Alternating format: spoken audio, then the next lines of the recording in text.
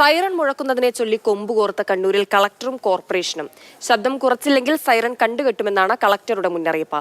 എന്നാൽ siren മുഴക്കുന്നത് തുടരാമെന്നാണ് corporation നിലപാട്.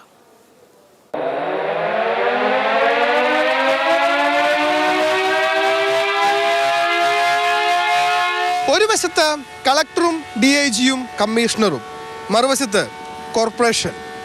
സൈറന്റെ പേരിൽ കണ്ണൂരിൽ പോര് മുറുകുകയാണ്.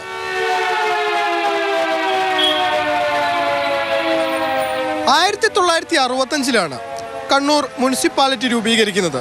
പിന്നീട് അത് കോർപ്പറേഷനായി മാറി. അന്നു മുതൽ രാവിലെ 6 മണിക്കും ഉച്ചയ്ക്ക് 1 മണിക്കും വൈകുന്നേരം 6 മണിക്കും കോർപ്പറേഷനിൽ സൈറൻ മുഴങ്ങും.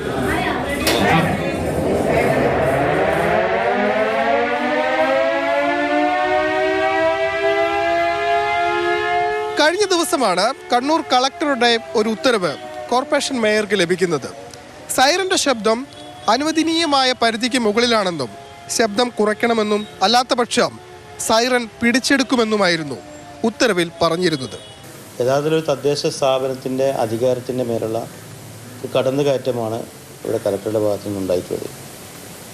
അത്തരം വിഷയങ്ങളുണ്ടാകുമ്പോൾ പരസ്പരം കൂടിയാലോചിച്ച് ചർച്ച ചെയ്ത് തീരുമാനിക്കുന്നതിനപ്പുറം കളക്ടർ പറയുന്ന ഒരുപാട് പരാതികളുണ്ട് എന്നുള്ളതാണ്. ആ പരാതികൾ കളക്ടർ അടുത്ത് ഒരുപാട് പരാതികൾ വന്നു കഴിഞ്ഞാൽ സ്വാഭാവികമായും ഏത് വിഷയത്തിലായാലും കളക്ടർ അത് സെക്രട്ടറിക്ക് ഫോർവേഡ് ചെയ്യാറുണ്ട്. ആ വിഷയത്തിൽ കോർപ്പറേഷൻ കത്ത് വരാറുണ്ട്.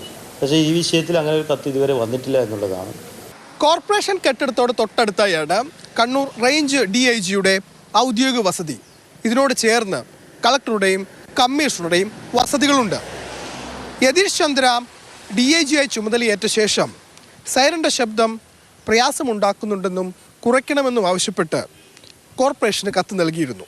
എന്നാൽ കൗൺസിൽ ഈ കത്ത് തള്ളിക്കളഞ്ഞു.